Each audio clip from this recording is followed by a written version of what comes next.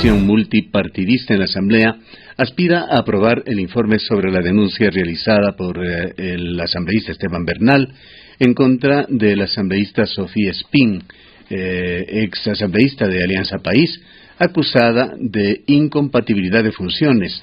Este tema se desenlazó tras la visita en la cárcel a una testigo protegida en el caso del secuestro del político Fernando Balda. Esta situación trascendió y ha puesto en serios aprietos a la asambleísta, que habría cometido incluso ilegalidades, una posible suplantación o intento de suplantación de identidad, o por lo menos su intento de ingresar supuestamente como abogada de la testigo protegida, quien visitó efectivamente en esta cárcel en Quito. ¿Qué expectativas tiene con respecto a la decisión de la comisión multipartidista? Es la primera pregunta que le hacemos al economista Esteban Bernal, a quien damos la bienvenida. Buenos días, Gustavo. Gracias por el espacio y la invitación. A ver, primero hay que entender que este tema relacionado con Sofía Espín, con la asambleísta del movimiento revolucionario, del movimiento Rafael Correa, tiene dos caminos o dos cuerdas por las cuales se está tratando este asunto. Uno, el ámbito penal, y otro, el ámbito político, que es en la Asamblea Nacional. En el penal hay una cantidad de especulaciones sobre los hechos y los delitos que pudiese haber cometido. Usted bien lo ha dicho, falsificación de identidad, hay intento de cambio de evidencias, que está tipificado en el 292 del Código Orgánico Integral Penal, fraude procesal, tráfico de influencias. Hay una cantidad de cosas que, entiendo yo, la Fiscalía General del Estado tomará la decisión en los próximos días. Pero en el político, Gustavo, no podíamos extraernos y tomamos la decisión de presentar por primera vez en la historia reciente de la Asamblea Nacional una denuncia juramentada, que dicho sea de paso es una figura que no existe en otra parte del ordenamiento jurídico del país, que no sea en la Asamblea Nacional, en la ley de la legislatura. Una figura que nadie entendía cómo se la maneja, porque usted no puede juramentar ante juez porque no es autoridad competente. No puede juramentar ante fiscal porque efectivamente primero tiene que arrancar por un proceso de investigación. No puede jurar ante notario porque la figura que existe en la ley notarial es de declaración juramentada, no de denuncia juramentada. Y si hace declaración juramentada, lo hace en primera persona, no contra terceros. Es decir, no había la mecanización. En base a varias consultas que hicimos, entendimos que quién es la autoridad competente es el CAL, el Consejo de Administración Legislativa, y ahí presentamos la denuncia juramentada.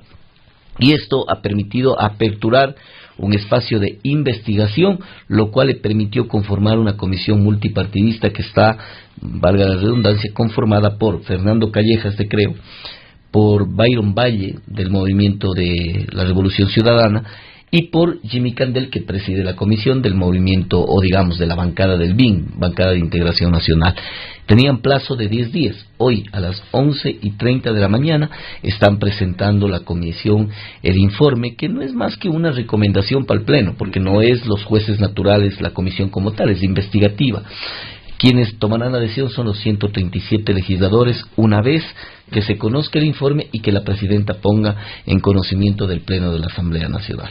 Lo que queda en claro con este caso de la asambleísta Espín es el bajo nivel de decencia que existe en la política ecuatoriana, además de la lenidad del sistema legal ecuatoriano, que no da las posibilidades de sancionar una conducta absolutamente impropia.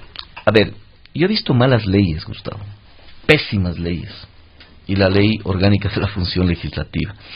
Es una ley tan mal hecha que crearon alrededor probablemente de buscar justamente esta impunidad, en donde puede ser sancionado un asambleísta por usar mal la tarjeta electrónica, es decir, aquellas tarjetitas que nos entregan para entrar a la Asamblea Nacional, que tiene un sistema de chip electrónico. Por eso puede ser sancionado hasta con 30 días. Pero por visitar a un privado de la libertad para exigirle que cambie su versión, se vuelve una cantidad de ambigüedad. Sin embargo, esto en la legislación interna de la Asamblea, pero Esteban Espín tiene que enfrentar también a la justicia ordinaria. Discúlpeme el lapsus. Sofía Espín tiene que enfrentar también a la justicia ordinaria Pues existen declaraciones ya ratificadas incluso ante un juez por la exagente Falcón, exactamente, en las cuales ha ratificado lo que ha dicho en las comparecencias en la Asamblea, y esto entendemos que la ley sí tiene opciones para fuertes sanciones que podrían totalmente venir. Gustavo. Sin embargo, reitero, esa es la cuerda penal. Veamos qué hace la fiscalía como tal. Pero en lo particular, yo creo que también sí existe razones como para una sentencia, una destitución del asambleísta Espín. Yo he presentado la denuncia, sobre texto inclusive, Gustavo, recuerde, de la intervención del asambleísta Espín en el pleno de la Asamblea, en donde me dijo, y ya presentó usted la denuncia, hágalo para que se atenga a las consecuencias jurídicas. Al siguiente día lo presenté. No podemos estar amenazados y siempre en esa actitud beligerante y prepotente que ha tenido el correísmo por años. Presenté la denuncia por primera vez en la historia reciente, insisto, en donde inclusive tuvo que discutirse y debatirse en el país si era o no viable la denuncia juramentada ante el CAL. Pero vamos a los hechos. Ya, pero acláranos un punto, esto dentro del debido proceso. La comisión, ¿qué atribuciones tiene? La de investigar, llegar a conclusiones y sugerir una sanción. Exactamente. No es la comisión la que sanciona. Totalmente, tal como lo plantea Gustavo. Es el Pleno de la Asamblea Nacional, los 137 legisladores quienes se convierten en jueces naturales políticos, más o menos como un juicio político. Hagamos el símil, este es un mini juicio político. Las veces de la Comisión de Fiscalización que sustancia el proceso en un juicio político, lo sustancia en esta ocasión la Comisión Multipartidista, que está conformada por 3 legisladores. Esta comisión hace todo el proceso de sustanciación, pruebas de cargo, pruebas de descargo, elementos de prueba adicionales. Dicho sea de paso, la comisión llamó al ministro de Justicia, llamó a la ex agente Falcón, quien mediante videoconferencia se ratificó, y no solo que se ratificó todo lo que el asambleísta le había propuesto, sino que adicionó un elemento más que es gravísimo, por decirlo menos. Manifestó que le habían ofrecido dinero a cambio de su versión, dinero, protección en la ONU, asilo en Bélgica. Le habían pedido que el cambio de su versión lo sustente sobre la base de decir que el fiscal general del Estado, vea la gravedad del hecho, que el fiscal general del Estado le habría torturado psicológicamente para que ella cambie la versión. Imagínese el nivel de intromisión en la justicia ecuatoriana.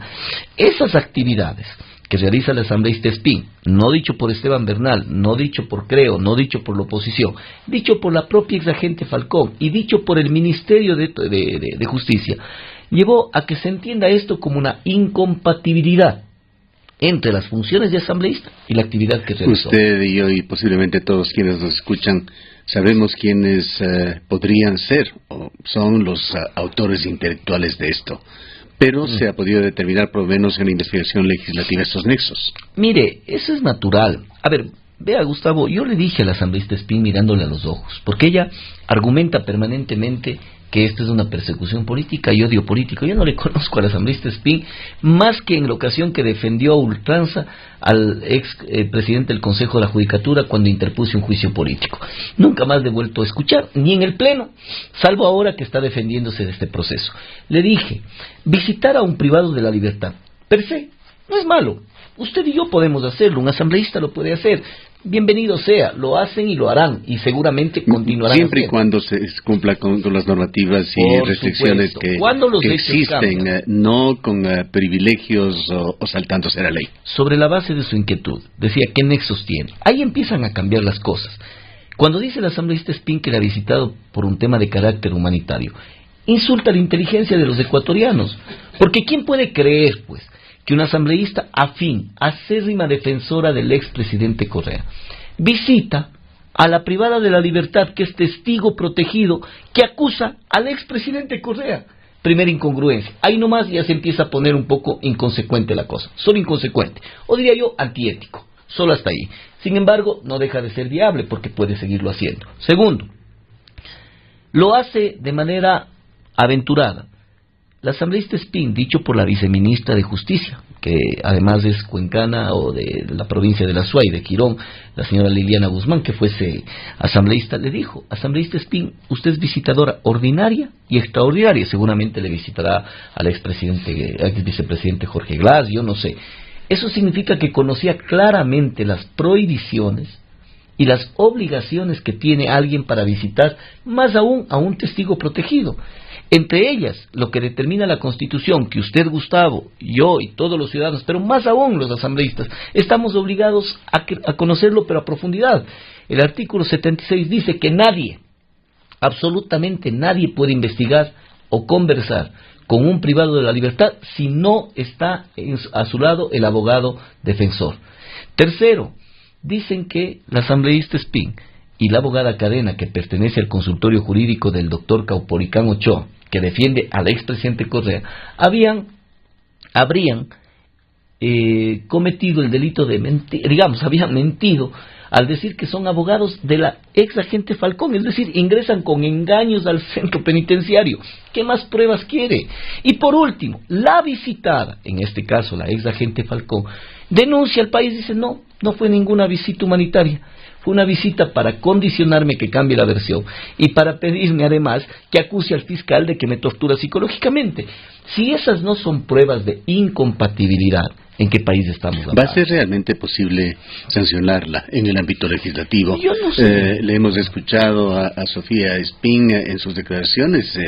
Ella aparentemente se siente muy segura que no, pues dice que en caso de sancionarle se estaría forzando la normativa. Mire, la ley dice en el artículo 127 de la Constitución de la República y el 163 numeral 1 de la Ley Orgánica de la Función Legislativa, dice claramente: los asambleístas no podrán realizar actividades o funciones públicas o privadas que sean incompatibles con su cargo.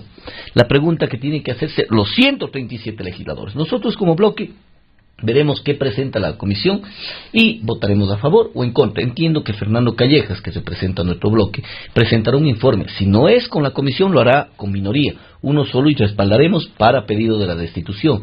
Si a ellos les salvan los socialcristianos, les salva el gobierno, les salva Suma y les salvan otros bloques adicionales, incluyendo el de los correístas, que lo salven, que la salven, pero que son ustedes, los medios de comunicación, quienes tienen que poner de por medio en entredicho cuál ha sido la actitud individual de cada legislador. Yo dudo, porque créame, Gustavo, habrá que preguntarle primero al Pleno un hecho.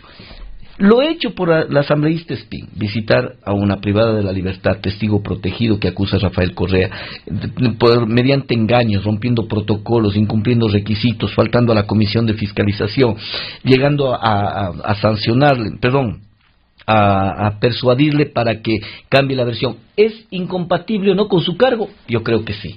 Y al ser incompatible con el cargo, incurre inmediatamente en una prohibición que tenemos los legisladores de realizar funciones o actividades incompatibles, que es motivo o se daría paso para una destitución. Esa es la pregunta que debemos hacer. ¿Cuándo el Pleno trataría cualquiera que sea la sugerencia de esta comisión? Imagínese que la ley establece tiempos y es gracioso ver cómo este tipo de procesos son tan irracionales. La ley determina que cuando el asambleísta presenta la denuncia juramentada, el CAL tiene 5 días para calificar. La calificó. Luego no tiene tiempo para conformar la comisión, pero lo hizo enseguida. Se conformó la comisión nuevamente entra en un plazo de 10 días que termina el día de hoy a las 12 de la noche para presentar el informe. Y luego tampoco hay plazo. La presidenta de la Asamblea lo puede poner la próxima semana o en 10 años. No hay plazo. Sin embargo, entenderé yo que hay una voluntad política de la presidenta de la Asamblea de tratar esto de manera inmediata. Supondría que si presenta hoy la comisión multipartidista el informe, cualquiera fuese el resultado, lo pondré en conocimiento del CAL no más allá de la próxima. Sería un despropósito para el país de que alargue la presidenta de la Asamblea, lo cual no creo, y esperemos que la siguiente semana se trate el tema. A usted en su papel como denunciante, una especie de fiscalizador en este tema, ¿qué es lo que le toca hacer? Es fiscalización, es auténtica fiscalización. Le hice el símil del juicio político. El juicio político es hacia afuera. Esta denuncia juramentada es hacia adentro, es una autodepuración que tenemos en la Asamblea. Yo presentaré en el Pleno de la Asamblea cuáles son los criterios que más o menos hemos discutido aquí, Gustavo. La asambleísta Espín presentará sus pruebas de descargo. Entiendo yo que se sostendrá en aquello de decir: es la palabra de la ex agente Falcón versus la mía. Pero un gran tratadista jurídico que en alguna ocasión tuve la oportunidad de compartir en un medio de comunicación en Quito, pero el de Guayaquil, Vladimiro Álvarez, usted le ubica, que fuera ministro de gobierno hace años, hablaba de los hechos concordantes y hacía un ejemplo más o menos como este, ¿no? Si en una esquina hay un asesinato, pero no hay ni videos ni cámaras. Pero una señora le avanza a ver que es el señor de pantalón azul y camisa amarilla quien lo asesinó. Y luego otro señor dice, es el de pantalón azul, camisa amarilla que vive en esa casa. Y un tercero dice, es el pantalón azul, camisa amarilla que vive en esa casa y se llama Juan. En cualquier juzgado penal del mundo, estos son elementos concordantes que le llevan a acusar a un juez. Se imagina aquí que todo lo que está pasando alrededor, todo conduce concordantemente a que el asambleísta Espín cometió una irregularidad y una incompatibilidad. En la legislatura ecuatoriana, en la asamblea hemos visto recibir con alfombra roja reos. Pero por supuesto, y no van a, lo último que le voy a decir es que al menos en este legislador no va a dejar de existir aquella denuncia para que eso no vuelva a pasar. Lo que he hecho de denunciar al asambleísta Espín es o pretexto inclusive de una amenaza, veamos qué tipo de juicio me pone, pero lo que sí hemos hecho es representar a la provincia de la Suay en base a esos criterios éticos, Gustavo, que debe regir en la nueva política ecuatoriana. Lo hecho por la asambleísta Espín es algo que no solamente raya en lo antiético, está incumpliendo la ley, porque esas acciones son incompatibles con el cargo de un legislador. Está ejerciendo presión política con una privada de la libertad que además está acusando al expresidente, y en un caso tan delicado como el hecho de un secuestro de Estado en el cual está imputado el expresidente de la República. ¿Qué más incompatibilidad podemos encontrar si los asambleístas... ¿Cómo mira usted, economista Bernal, la situación del expresidente de la República con relación al caso Balda? Mire, lamentablemente la desesperación que le llevó justamente al asambleísta Espín a tratar de cambiar la versión para que eso distorsione el proceso. Recuerde que eso también puede ser considerado como una intromisión en la justicia. La Constitución establece claramente que toda violación a la independencia interna y externa de la justicia ecuatoriana tiene consecuencias hasta penales. Cuidado. Pero si llegan a ese nivel, es porque saben el nivel de complicación que tiene el expresidente de la República.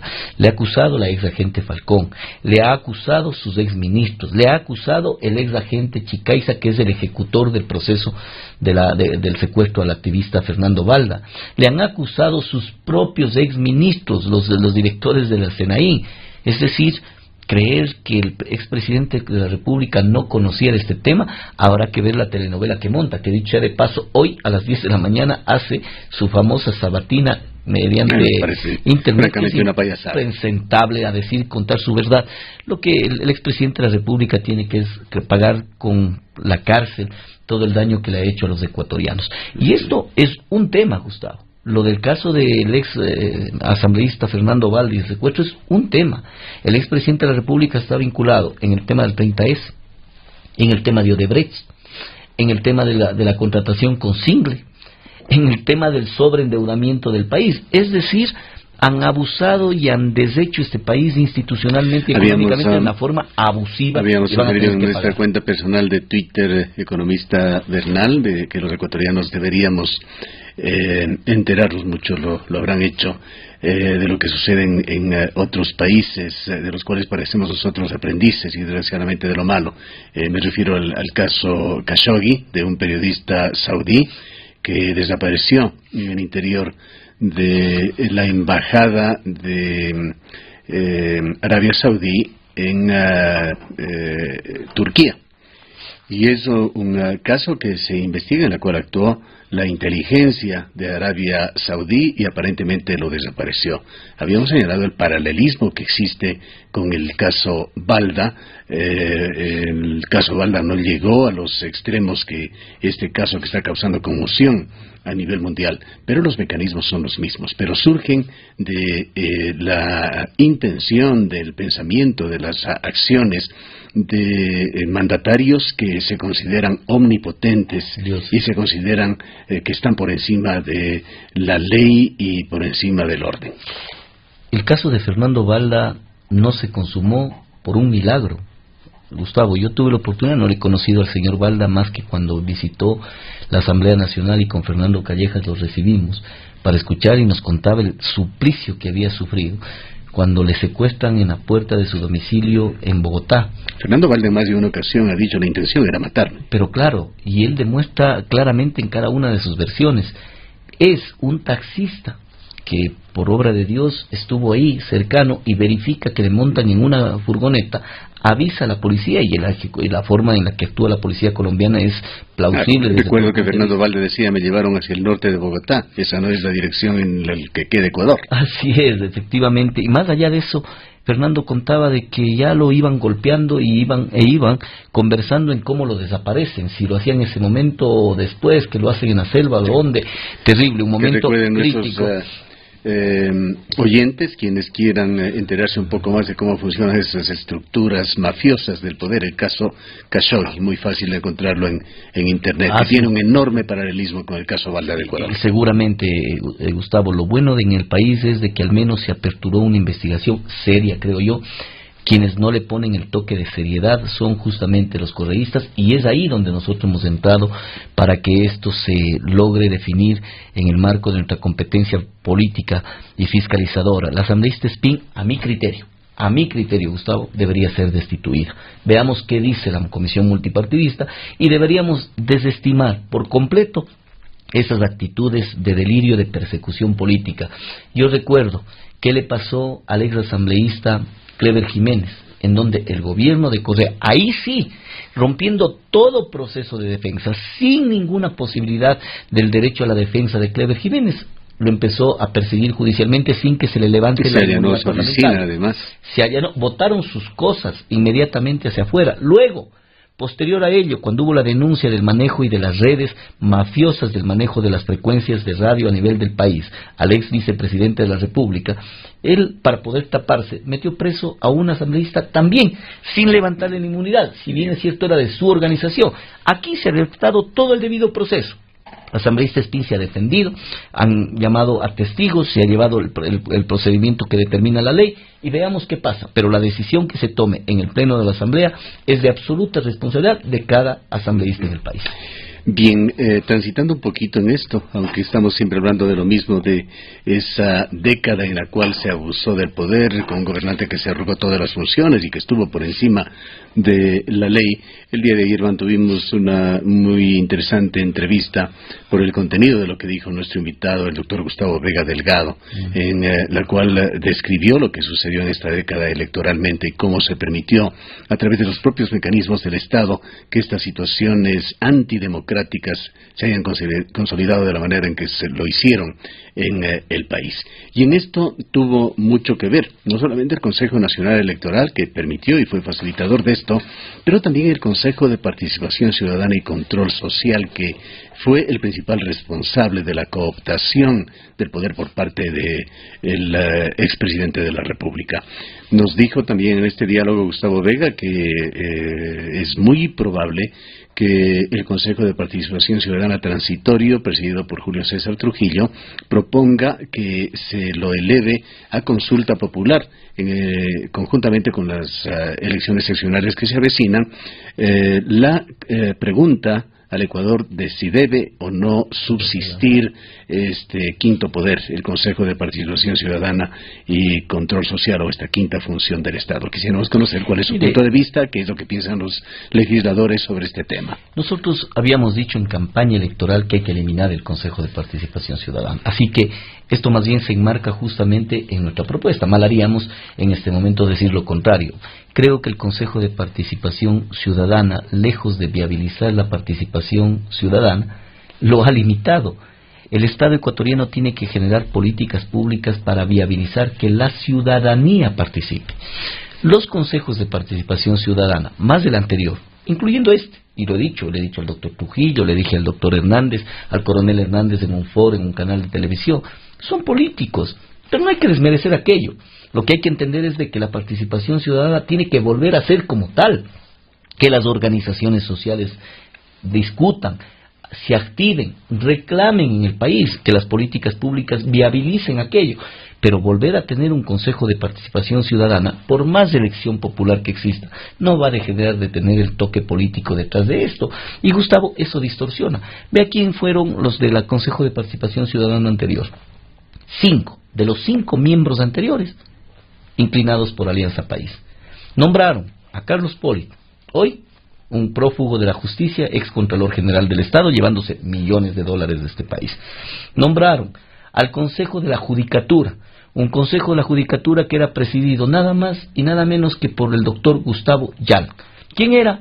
Exministro de Rafael Correa, ministro del Interior de Rafael Correa, secretario privado de Rafael Correa.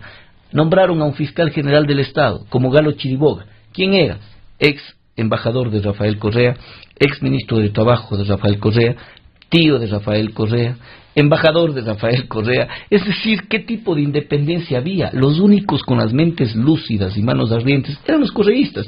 Esa cloaca llamado Consejo de Participación Ciudadana tiene que desaparecer. Más allá de que usted señala que piensen el resto de legisladores, por lo menos con quienes ha podido usted conversar o mantiene una fluida relación. Indudablemente que nosotros estamos a favor de la eliminación de aquello. Hay un problema institucional y yo diría de concepto en esta propuesta. ¿Por qué?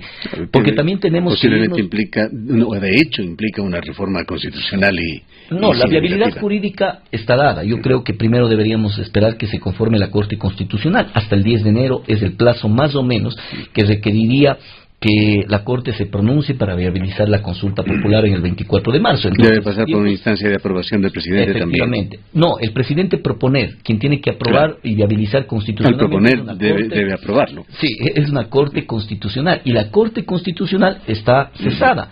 Está recién yendo a conformarse. Primer filtro que hay que saldar.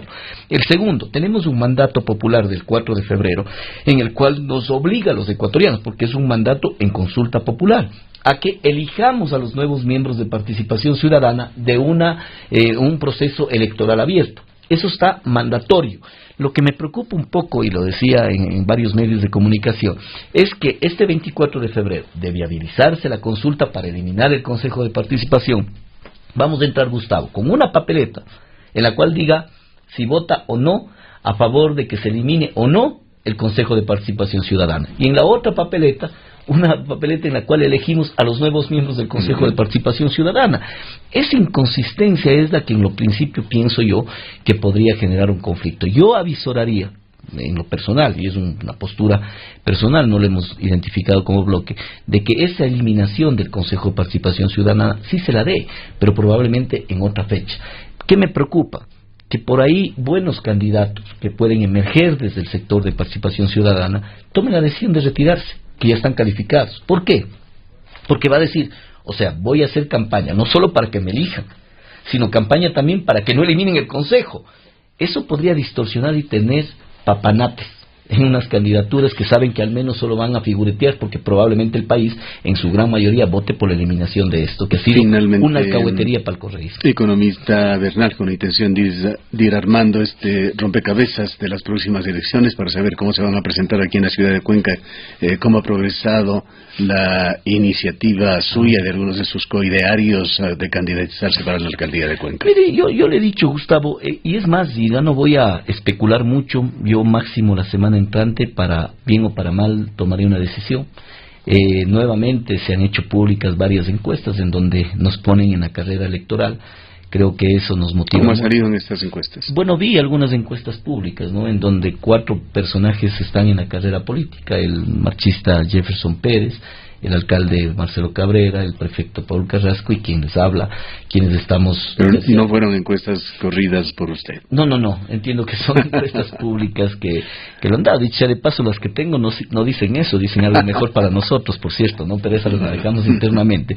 Pero más allá de eso, creo que los 4 está en la propuesta política. Yo estoy convencido de que la ciudad de Cuenca se adhiere a una propuesta de cambio generacional, de una nueva idea política en la ciudad, alguien que pueda aportar también con un grado de experiencia desde los ámbitos en los que nos hemos desenvuelto, y en base a eso estamos tomando decisiones. Yo estoy convencido de que tomaremos la mejor. En estos próximos días daremos un anuncio a la ciudad de la decisión final que la tomemos, pero creo que es necesario decirle que hay voluntad. Hay una voluntad política inmensa de servirle a la ciudad de Cuenca como su alcalde. Hay una voluntad política de terciar una carrera electoral. Recuerde que no es renunciar para irme a un cargo de ministro, no es renunciar a un cargo de asambleísta para irme a un cargo de viceministro. Estoy hablando de renunciar a una posibilidad de representar a la ciudad y a la provincia para entrar en un proceso electoral que eso me... Concejal Barrera, con quien acabamos de dialogar, nos ha confirmado, aunque no en sus palabras, pero entendiéndole lo que nos ha dicho, de que Marcelo Cabrera considera seriamente la posibilidad de candidatizarse nuevamente a la alcaldía. Vienen además ya una serie de inauguraciones que se irán dando alrededor de las festividades de Cuenca, Megaparque Talquigullo, el Parque de la Libertad, la puesta en marcha del proyecto Tranvía, etcétera, etcétera. ¿Cómo mira usted este eventual enfrentamiento entre Marcelo Cabrera, con quien usted trabajó políticamente muchos años, y usted? Yo no creo que distancie la buena intención de ser candidato el hecho de una historia política. Yo finalmente soy muy respetuoso de todos los espacios que se ha construido.